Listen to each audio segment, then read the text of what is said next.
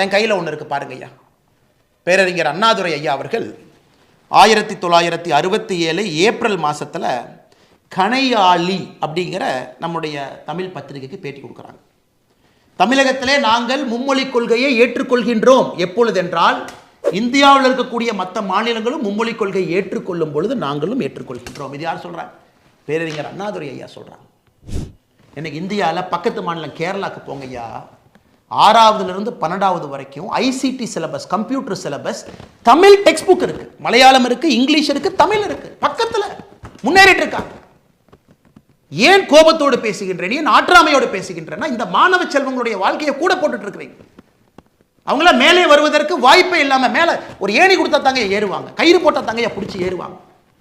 அரசு பள்ளியில் தள்ளி விட்டுட்டு ஏணியும் கொடுக்க வேண்டாம், கயிறும் கொடுக்க வேண்டாம், இவங்க யாருக்கோ கூலிகளாக கொத்தடிமைகளாக வேலை செய்ய வேண்டும் என்று நினைத்தால் அதை இந்த அண்ணாமலை எதிர்ப்பான், தமிழக பாரதிய ஜனதா கட்சி எதிர்க்கும், எல்லோரும் எதிர்ப்போம். அதில் எந்த மாற்று